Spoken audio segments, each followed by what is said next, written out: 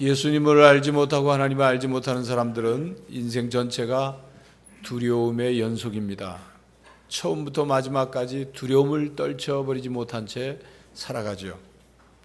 미신을 믿고 점을 치는 사람들은 늘 두려워하며 삽니다. 이사도 아무 때나 하지 못하고 손톱도 밤에 깎지 못하고 또 문턱에 마음대로 올라서지도 못합니다. 선원 가족들은 생선 반찬을 뒤집어서 먹지도 못합니다.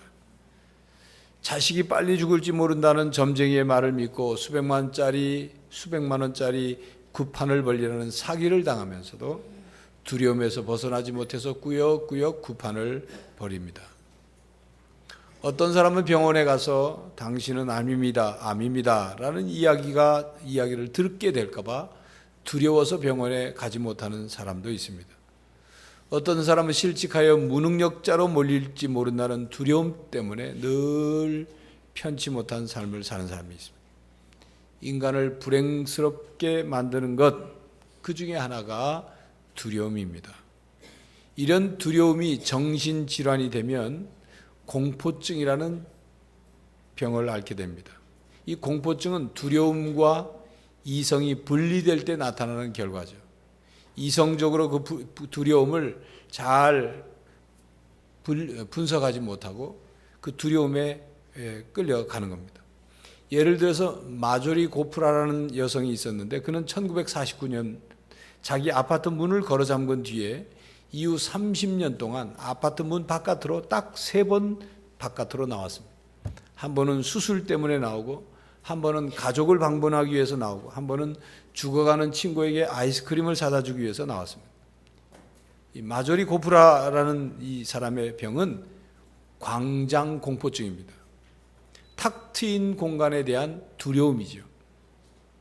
그 마조리 고프라는 탁 트인 공간을 만나게 되면 그 탁 트인 공간에서 어떤 끔찍한 일이 벌어질지 모른다는 그런 두려움에 엄습되는 것입니다.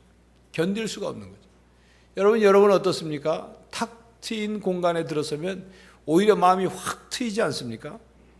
여러분, 두려움에 의한 공포증은 바로 사람을 이렇게 만드는 거예요. 미국의 한 젊은 트럭 운전수는 업무상 날마다 체스피크만 다리를 건너야 했습니다. 이 체스피크만 다리는 미국의 메릴랜드주하고 버지니아주를 연결하는 그 바다의 그 만을 연결해서 하는 다리인데 24km 정도 되는 긴 다리입니다. 근데 이 젊은 트럭 운전수가 이 다리를 건널 때마다 다리 중간에서 갑자기 차를 세우고 자기가 다리 아래로 뛰어내릴지 모른다는 생각이 자꾸 들어오는 거예요. 근데 시간이 지날수록 다리를 건널 때마다 이제는 생각만이 아니라 자기가 정말 뛰어내려 죽을지 모른다는 두려움 속에 빠지게 된 거죠. 그래서 그 젊은 운전수는 출발하기 전에 자기 아내에게 운전대 핸들과 자기의 손목에 수갑을 채워달라고, 수갑을 채워서 아무리 차를 세워도 핸들을 뽑지 않는 이상은 자기가 내릴 수 없으니까 그렇게 해서 두려움을 이기려고 하는 사람이 있다는 것입니다. 두려움의 위력은 바로 이렇습니다. 두려움이 우리를 장악하면 우리를 노예처럼 지배해버려요. 두려움의 노예가 돼요. 일상생활을 정상적으로 하지 못하게 만듭니다. 두려움은 길모퉁이의 괴물이다고 말을 합니다. 두려움이라는 이 부정적인 감정은 마치 길을 걷고 있는데 길 모퉁이에 갑자기 튀어나와서 우리를 괴롭히는 괴물처럼 갑자기 우리를 압도해서 우리를 괴롭힙니다. 꼼짝없이 맞닥뜨린 그 골목에서 만난 괴물, 그 괴물에게, 두려움이라는 괴물에게 우리가 먹히든지 아니면 그 두려움이라는 괴물을 이기든지 둘 중에 하나인 것입니다. 많은 경우 그 두려움의 괴물 앞에 서면 뒤로 도망치면서 계속 그 두려움에 쫓겨다니며 사는 사람들이 많습니다. 두려움은 대개 우리가 불안할 때 두려움이 찾아옵니다. 우리가 불안의 골목길을 걷게 될 때 두려움의 괴물을 만나요. 근심, 걱정, 염려의 골목길을 걷게 될 때 백이면 백 두려움이라는 괴물을 만나게 됩니다. 그런데 여러분, 두려움은 나 혼자만 느끼는 게 아닙니다. 성경에 보면 성경에 나오는 많은 인물들이 다 두려움을 겪었어요. 그들은 인생에서 두려움을 만나고 두려움과 맞서 싸워야만 했습니다. 우리가 잘 아는 요셉은 홀로 이방 나라에 팔려가서 그곳에서 앞으로 미래에 어떻게 될지 모르는 그런 두려움을 맞서야만 했습니다. 또 여호수아는 모세의 뒤를 이어서 이스라엘 백성을 가나안 땅으로 인도하면서 그가 처음 모세의 지도자 위치를 이어받은 뒤에 얼마나 두려워하고 또 긴장했는지 모릅니다. 다윗은 아버지의 심부름으로 전장에 심부름으로 갔다가 거기에 골리앗이라는 블레셋 장수를 만나죠. 이미 이스라엘 군대 병사들은 이미 두려움에 빠져서 아무도 꼼짝하지 못하고 있어요. 골리앗을 맞선 다윗도 이 두려움, 골리앗이라는 두려움을 맞서 싸워야만 했던 것입니다. 오늘 본문 여호사밧 왕과 유다 백성들도 이런 두려움의 상황에 처하게 되었습니다. 모압과 암몬과 그리고 마온 사람들이 이 여호사밧을 치기 위해서 몰려왔습니다. 2절에 보니까 큰 무리가 여호사밧을 치러 왔다는 말씀, 3절에 보니까 여호사밧이 두려워했다 하는 말씀을 통해서 얼마나 상황이 긴박하고 긴장감이 감돌고 두려움의 속에 빠져 있는지, 그래서 이 여호사밧은 두려움 속에서 어찌할 바를 알지 못한 상황이 벌어졌다고 고백하고 있습니다. 여러분, 두려움의 원인이 무엇일까요? 두려움은 부정적인 감정인데 두려움도 사실은 믿음 때문에 생기는 감정입니다. 어떤 믿음이냐? 부정적인 것을 생각하고 부정적인 것이 나에게 일어날 것이라는 믿음을 갖는 거예요. 그 믿음을 떨쳐버리지 못하기 때문에 부정적인 것이 나에게 일어날 거다. 끔찍한 일이 나에게 일어날 것이다. 그 믿음 때문에 두려움이 우리에게 찾아오는 것입니다. 자신에게 좋지 않은 일이 일어날 것이라고 믿기 때문에 두려움에 빠지게 된다, 그 말입니다. 이처럼 하나님에 대한 믿음이 아니라 부정적인 것을 믿을 때, 부정적인 것이 일어날 것을 믿을 때 두려움에 쉽게 빠지는 겁니다. 그래서 두려움은 우리를 하나님께 나아가는데 방해하는 장애물입니다. 두려움은 우리의 믿음을 잃게 만듭니다. 우리의 마음에 분열이 일어나게 하죠. 우리의 눈을 흐리게 만듭니다. 하나님을 향한 믿음은 하나님과 우리를 하나 되게 하지만, 그러나 두려움은 하나님과 우리를 멀어지게 하는 것입니다. 그러므로 두려움을 해결하여 평안을 누릴 수가 있습니다. 두려움을 극복해야 하나님의 복과 은혜를 받아 누릴 수가 있습니다. 두려움을 넘어서야 믿음의 능력을 경험할 수가 있습니다. 신약성서 마가복음 4장에 보면 예수님과 제자들이 갈릴리 바다를 건너편으로 배를 타고 지나가시는 이야기가 나옵니다. 그 사건을 기록하고 있는데 이 배를 타고 가는 예수님과 제자들, 예수님은 그 배에서 아주 주무시고 계시고, 그런데 그 갈릴리 바다가 갑자기 바람이 일어서 풍랑이 일어나서 그 타고 가는 배 위에 물이 점점 가득 차왔습니다. 제자들이 난리가 났죠. 죽을지 모른다는 두려움에 휩싸여서 이제 난리가 났습니다. 그래서 주님을 깨웠습니다. 주님, 저희가 죽게 됐습니다. 다급하게 예수님을 흔들어 깨웠습니다. 예수님께서는 깨어나신 후에 바람을 꾸짖으시고 바다를 꾸짖어서 잔잔하게 하셨습니다. 그리고 제자들을 꾸짖듯이 말씀하셨습니다. 너희가 어찌하여 무서워하느냐? 어찌하여 믿음이 없느냐? 이렇게 물으셨어요. 예수님께서는 이 일을 통해서 풍랑이 일고 그 물결이 배 위에 가득 차오르는 이 상황 속에서 이 일을 통해서 제자들이 두려움을 떨쳐내는 법을 배우기를 원하셨던 거죠. 제자들이 두려움이 아닌 믿음으로 나오기를 원하셨던 것입니다. 오늘도 하나님께서 두려움을 만난 우리들이 두려움을 떨쳐버리는 법을 배우기를 원하십니다. 두려움에 무너지는 사람이 아니라 믿음으로 두려움을 이겨내는 하나님의 자녀가 되기를 원하십니다. 우리가 두려움을 만났을 때 그 두려움이 하나님을 의지하는 기회가 되고 하나님을 믿고 의지함으로 두려움이 사라지는 것을 경험하게 되기를 원하십니다.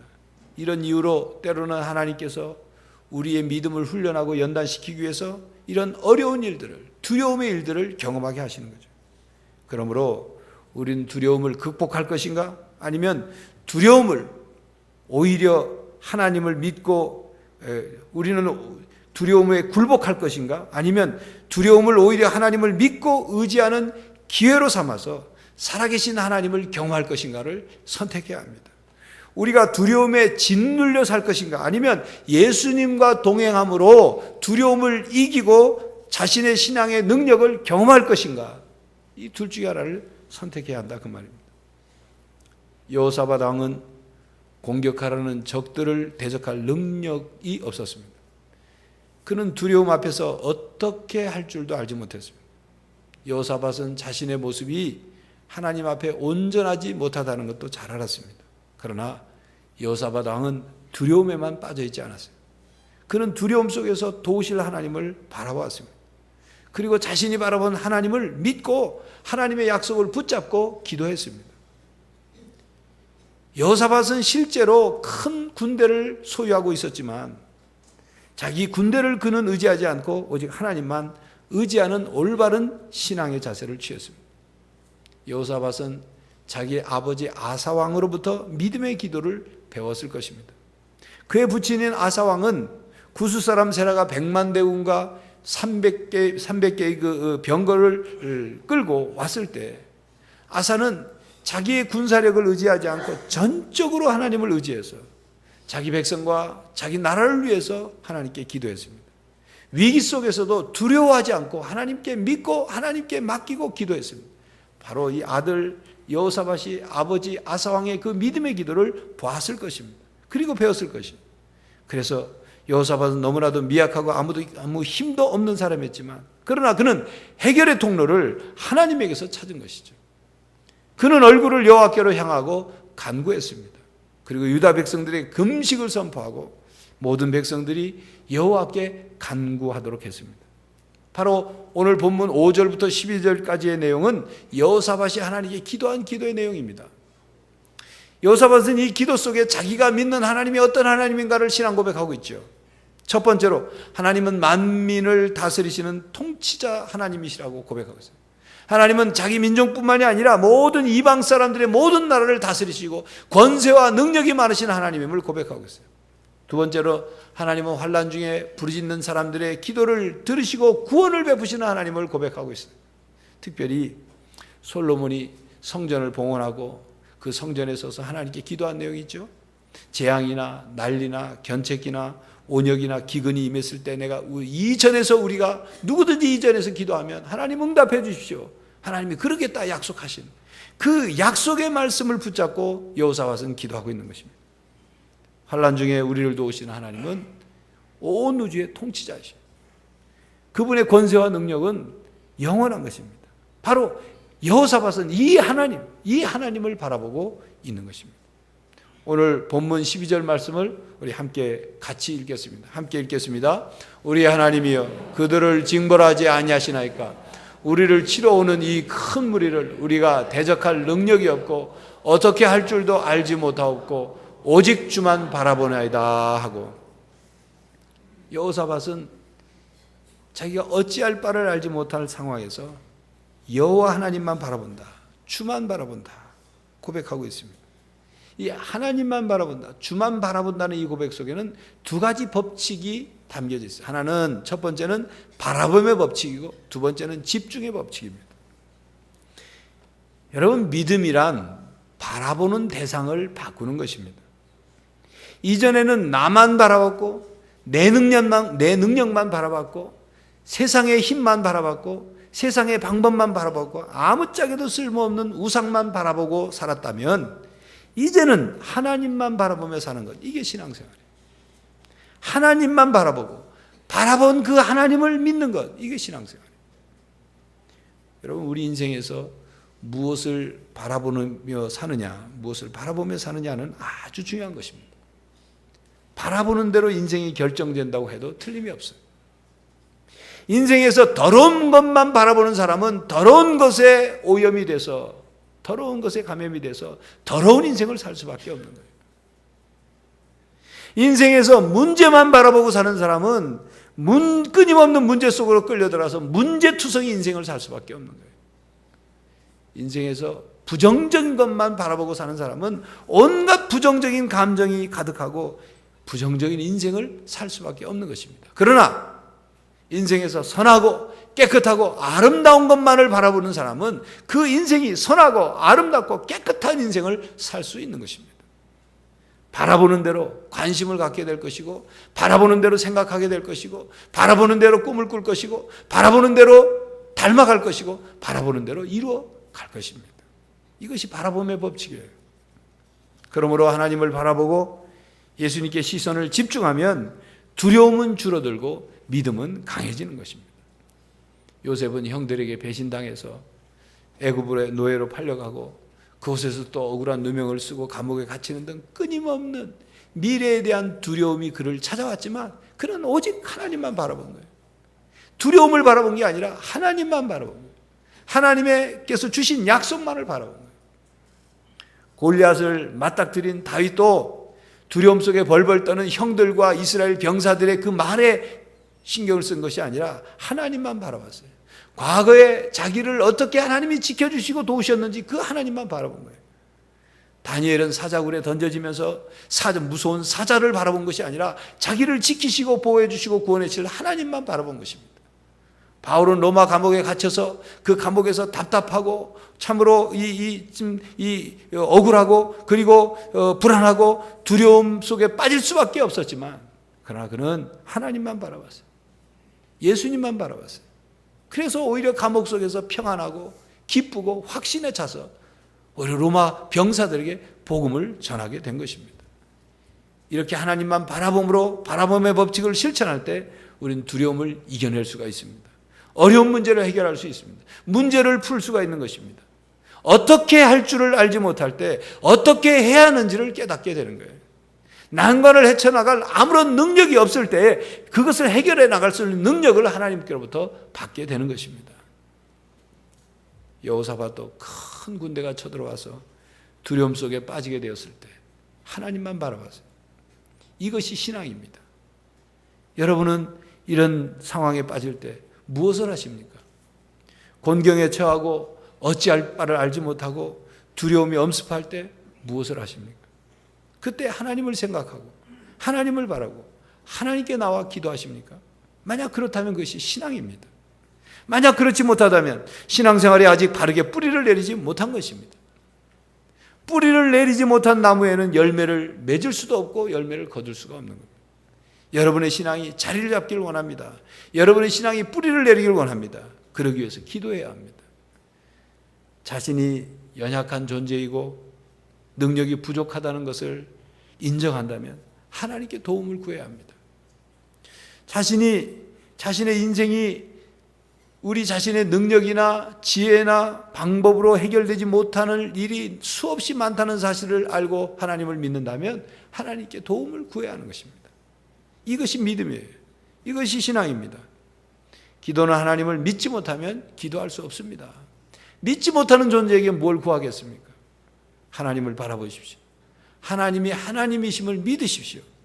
그리고 하나님께 기도하십시오. 여호사밧 왕은 분명히 자기에게 심각한 문제가 생겼고 이것이 자기를 두렵게 한다는 사실을 인정했어요. 그리고 하나님의 도움이 필요하다고 인정했어요. 그래서 하나님께 도움을 구하는 기도를 드리고 있는 것입니다. 여러분, 하나님의 도우심이 필요하다는 것을 인정하십시오. 그리고 하나님께 하나님 힘듭니다. 하나님 두렵습니다. 하나님 어찌할 바를 알지 못하겠습니다. 하나님께서 도와주셔야 됩니다. 하나님만 바라봅니다. 하나님만 믿습니다. 하나님 도와주십시오. 바로 이렇게 기도를 드려야 하는 것입니다. 지속적으로 기도하십시오. 하나님께 드리는 이 기도는 하나님을 믿는 믿음의 표현이고 하나님께 도움을 구하는 우리의 신앙의 언어이고 그리고 구조 요청 신호를 보내는 것입니다. 믿음을 실천하는 것, 이것이 바로 기도를 통해서 나타납니다. 신앙생활을 하면서 느끼고 깨닫는 것은 모든 일이 작은 일이든 큰 일이든 또 가벼운 일이든 중요한 일이든 하나님께서 허락하시지 않고 하나님께서 함께 하시지 않으면 아무 일도 제대로 될 수 없다는 것을 깨닫게 되는 것입니다. 신앙생활을 할수록 이 사실이 더욱 분명하게 깨달아지기 때문에 우리는 하나님께 상의드리고 하나님께 구하고 하나님께 기도하지 않을 수 없는 것이죠. 교회 여러분, 두려움을 떨쳐버리지 못하십니까? 어떻게 할 줄을 알지 못하겠습니까? 하나님만 바라보시기 바랍니다. 하나님만 바라보고 기도하는 성도들이 되시기를 간절히 바랍니다.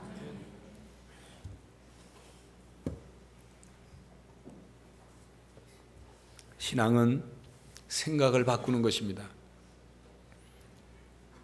이 세상의 삶이 전부라는 그런 생각을 이제는 이 세상뿐만이 아니라 영원한 하나님의 나라가, 하나님의 세상이 있음을 생각하고 살아가는 것이 신앙입니다.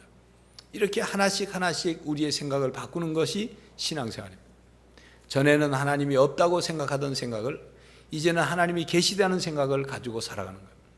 전에는 하나님이 있긴 있어도 나와 상관없는 그런 그냥 상관없이 존재하는 어떤 신으로 생각했는데 이제는 하나님께서 살아계시고 하나님께서 내 삶을 주관하고 계신다는 생각을 하며 살아가는 것이 신앙생활. 전에는 나의 삶에 문제가 생기고 어려운 일을 만나게 되면 내 혼자 어떻게 해결해 보려고 끙끙거리고 자신이 가지고 있는 돈이나 지혜나 능력이나 내가 알고 지내는 사람들의 힘을 빌어서 어떻게 해보려고 아둥바둥하던 그런 생각에서 벗어나서 이제는 살아계신 하나님을 찾는 것, 이것이 신앙생활. 하나님 생각을 먼저 하는 것, 이것이 신앙생활. 믿음은 하나님께 생각을 집중하는 것입니다. 우리가 두려움에 빠지게 될 때 우리는 문제에 집중하게 되는 거죠. 부정적인 생각에 집중하게 된다 그 말이에요. 두려움을 주는 그 무엇에 집착하게 되니까 두려움이 떠나지 않는 거예요. 그러니 그것에서 빠져나오지 못하는 것입니다. 믿음은 문제에 집중하는 것이 아니라 하나님께 집중하는 것입니다. 여호사밧은 오직 하나님만 바라봅니다. 하나님께 집중했어요. 이게 바로 집중의 법칙입니다. 우리가 집중하는 대로 집중하는 것에 거기에서 일이 일어나는 거예요. 거기에서 문제가 풀려지는 것입니다. 여러분 하나님의 말씀을 붙잡고 하나님께 집중하시기를 바랍니다. 하나님의 말씀은 우리의 생각을 바꿔줍니다. 우리의 생각을 하나님께 집중하도록 하나님 말씀은 도와줍니다. 여러분 성경 말씀을 붙잡으십시오. 성경 말씀을 붙잡아야 하나님께 집중할 수가 있습니다. 선지자 이사야에게 하나님께서 주신 말씀이 있죠. 이사야서 41장 10절을 같이 읽겠습니다. 여러분 이 말씀을 붙잡고 두려움이 있을 때마다 이 말씀을 붙잡고 하나님께 집중하시기 바랍니다. 함께 읽습니다. 두려워하지 말라. 내가 너와 함께함이라. 놀라지 말라. 나는 내 하나님이 되며 내가 너를 굳세게 하리라. 참으로 너를 도와주리라. 참으로 나의 의로운 손으로 너를 붙들리라. 이 말씀을 붙잡으시오. 여러분이 지금 두려움 속에 있습니까? 여러분을 괴롭히는 두려움이 있습니까? 여러분을 에워싸고 여러분을 꼼짝 못하게 하는 그런 두려움이 있습니까? 암이나 치료하기 힘든 질병이 여러분을 두려움 속으로 몰고 가고 있습니까? 직장을 잃어버릴까 봐 두려워하고 있습니까? 지금 여러분들이 하고 있는 일이 실패할까 봐 두려워하고 있습니까? 죽음 이후에 어떻게 될지 두려워하고 있습니까? 지난 금요일이 6.25 전쟁 발발 60주년 되는 때인데 지금 요즘 북한이 하는 짓을 보니까 전쟁이 일어날까 봐 두려워하고 있습니까? 살아계신 하나님께서 여러분에게 두려워하지 말라고 말씀하십니다. 크신 능력의 하나님께서 여러분과 함께 할 테니 두려워하지 말라고 말씀하십니다. 사랑의 하나님께서 여러분에게 놀라지 말라고 말씀하십니다. 어떤 상황에 처해 있어도 여러분을 도우시겠다고 말씀하십니다. 의로운 오른손으로 붙들어 주시겠다고 말씀합니다. 생명의 주인 되신 하나님께서 사망의 음침한 골짜기를 다닐지라도 여러분을 사망의 두려움에서 건져주시겠다고 말씀하고 계십니다. 여러분 참된 믿음은 어떤 위기 상황이나 한계 상황이 닥쳤을 때 긍정적으로 생각하는 것이 믿음이 아닙니다. 그건 우리의 생각에 근거를 두고 있는 거예요. 참된 믿음이란 과거로부터 지금까지 영원히 변치 않으신 하나님의 약속, 그 언약을 붙잡고 그것을 근거로 해서 하나님이 오늘도 나를 지켜주신다는 약속의 말씀을 붙잡고 두려움을 이겨내는 이 참된 믿음인 거예요.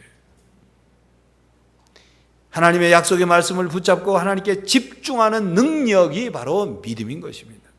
여러분 믿음이 좋다, 믿음이 크다, 믿음이 강하다는 말의 뜻은 하나님께 집중하는 능력이 있다 그 말입니다. 믿음이 없다, 믿음이 약하다, 믿음이 적다는 뜻은 하나님께 집중하는 능력이 없어서 자꾸 흔들리는 거예요. 집중력이 흐트러지는 거예요. 하나님께 집중하지 못하고 다른 것에 자꾸 빼앗기는 거죠. 여러분 루디아가 공산주의 치하에 있을 때 박해를 받던 리차드 범브란트 목사님이라는 유명한 분이 있어요. 옥중에서 그 핍박과 어려움 속에서 성경을 보면서 성경 속에 두려워하지 말라는 뜻의 말씀이 몇 번 있나를 세봤더니 365번이더래요. 물론 우리나라 번역과 그 번역이 조금 표현의 차이가 있겠지만 뜻으로 볼 때 365번 두려워하지 말라는 말씀이 있더라는 거예요. 여러분, 하나님께서 숫자로만 우리가 그냥 생각한다면 하나님께서 365일 매일매일 하나님의 말씀을 붙잡고 두려워하지 말라는 하나님의 말씀을 붙잡고 하나님께 집중하며 살 때 두려움을 떨쳐버렸다고 지금 말씀하고 있는 것 같지 않습니까? 리차드 범브란트 목사님처럼 매일매일 하나님 말씀을 붙잡고 두려워하지 말라는 하나님 말씀을 붙잡고 하나님께 집중함으로 두려움을 이겨내는 여러분들이 되시길 바랍니다. 특별히 하나님 말씀을 외우면, 암송하면 더 하나님께 집중력이 더해집니다. 우리 함께 말씀을 읽겠습니다. 시편 18편 1절 2절 함께 읽습니다. 나의 힘이신 여호와여, 내가 주를 사랑하나이다. 여호와는 나의 반석이시요 나의 요새시요 나를 건지시는 자시요 나의 하나님이시요 내가 그 안에 피할 바위시요 나의 방패시요 나의 구원의 뿌리시요 나의 산성이시로다. 이 말씀은 찬송으로도 있지 않습니까? 나의 힘이 되신 여호와여. 시편 118편 6절 말씀도 우리 함께 읽겠습니다. 이건 짧은 말씀인데 여러분들 쉽게 외울 수 있는 말씀이에요. 함께 읽습니다. 여호와는 내 편이시나 내가 두려워하지 아니하리니 사람이 내게 어찌할까. 하나님은 우리의 내 편이시다. 이 말씀을 우리가 마음속에 암송하고 이 말씀을 암송하면서 하나님께 집중할 때 우리 집중력이, 다시 말하면 믿음이 생기는 거예요. 하나님께 집중함으로 두려움을 이길 수 있는 것입니다. 교회 여러분, 하나님 말씀을 붙잡고 하나님께 집중하여서 여러분을 괴롭히는 모든 문제와 두려움을 극복하시기를 간절히 바랍니다. 우리는 때때로 삶 속에 우리 자신이 너무나도 힘이 없고 또 미약하다는 것을 경험하게 되죠. 사방으로 모든 둘러싸인 그런 우리를 괴롭히고 우리를 힘들게 하는, 우리를 두렵게 하는 그런 일들이 벌어질 때 참으로 어찌할 바를 알지 못할 때가 있습니다. 여호사밧이 전쟁을 치러하는 상황에 처해진 것처럼 우리의 삶은 어떻게 보면 매일매일이 전장의 삶이죠. 매일매일이 인생의 전장터에서 살아가는 거죠. 사탄은 날마다 이 인생의 전쟁터에 우리를 넘어뜨릴 두려움을 깔아놓고 우리에게 치명타를 먹이려 합니다. 우리를 두려움의 손길 아래로 들어가게 해서 우리를 지배하려고 하는 거예요. 그렇기 때문에 우리는 두려움을 떨쳐버려야 돼요. 두려움에게 짓눌려서는 아무것도 될 수 없는 거예요. 그러므로 교회 여러분, 여호사밧처럼 우리가 어찌할 바를 알지 못할 때, 두려움을 만났을 때 하나님을 바라보시기 바랍니다. 하나님께 기도하시기 바랍니다. 하나님 말씀에 집중하시기 바랍니다. 나는 두렵지만 하나님이 나를 지켜주시니 나는 안전하다, 나는 평안하다, 나는 두렵지 않다, 나는 승리한다, 나는 반드시 이겨낼 수 있다는 믿음을 가지고 온갖 두려움 속에서 하나님을 믿고 하나님의 도우심으로 승리하는 성도들이 되시기를 간절히 바랍니다. 기도하겠습니다. 하나님, 두려움이라는 괴물이 우리 인생의 골목길에 나타나 우리를 갑작스럽게 당황하게 하고 힘들게 하고 괴롭히지만 우리는 하나님을 바라봅니다. 하나님께 집중합니다.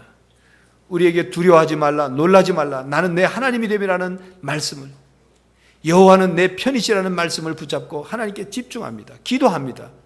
주님, 우리를 도와주시고 우리의 인생의 모든 문제와 두려움들을 이겨내게 하여 주시옵소서. 승리하는 하나님의 자녀들이 되게 하여 주시옵소서. 성령 하나님 우리 가운데 오셔서 우리 가운데 임하셔서 우리를 도와 주시옵소서. 예수 그리스도의 이름으로 기도하옵나이다. 아멘.